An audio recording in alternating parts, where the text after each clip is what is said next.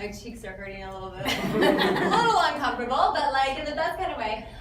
No, I think what's so interesting and just happens so quickly when you start listening to people, like you listen to someone's story or you watch them, you see an interview with them or something like that, it's so easy to kind of get stuck on the finished product, right? Or what we think is a finished product, because we're all still growing and evolving. But for me personally, I think what I'm learning in this season is that it's so beautiful to be able to not judge yourself by someone else's finished product. It's to judge the process by your process, right? So for example, like when I see something that I aspire to be, right? Like I'm like, oh, I would love to do that.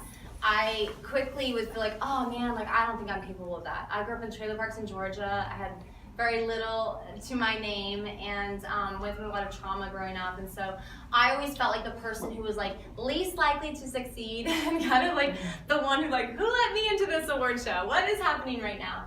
And that was because I was judging myself based on someone else's finished product and not looking at myself as a process, and realizing that the most beautiful pieces of art are all about the process. It's not, you know, we come in a room and we're like, wow, this is so cool, but imagine how cool it looked when they were creating this room. And I think, I'm sure, I want to see those photos actually. Give me the BTS. So I think that that's a really important thing to say first, because I believe that we're all kind of in this journey and we get to look around us and find inspiration in the most unlikely of places.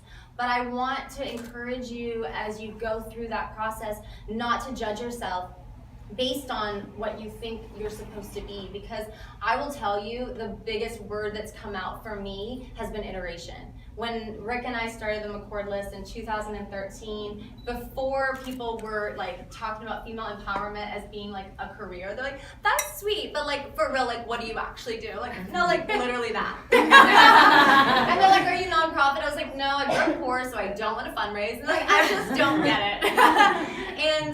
And what's been so incredible has been having someone beside me to encourage me. Yes, Rick definitely deserves it. Thank you.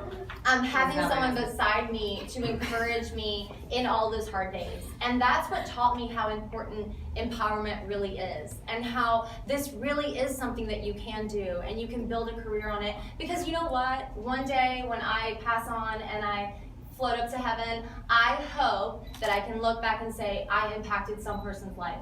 Maybe I impacted two, maybe more than that. And I believe that that's my purpose. And so I am so honored and so incredibly humbled and shocked AF and very grateful for every single thing that has come, each and every one of you showing up to sit with us and hang out with us. Like, I'm so honored and always just blown away by what happens. But I think that the process is so much more beautiful, and I think that my role in this life is really just to share the falls and the flaws and the messes and the yes, you can do it, I promise you. And so creating workshops, doing programs that are designed to encourage homeless children, at-risk youth, friends of mine who are in entertainment are incredibly successful, and the people that you would think, wow, she has it all. You would not believe the actresses and models who have literally texted me goodbye messages when they are on a hit television show. And you think they have everything going on, but inside of them, they feel completely empty.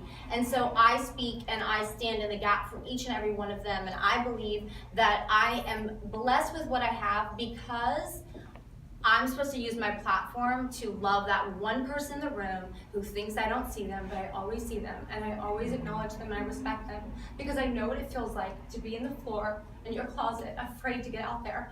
I know what that feels like. So yes, I'm incredibly grateful for everything, and I love wearing faux fur and like getting my hair did.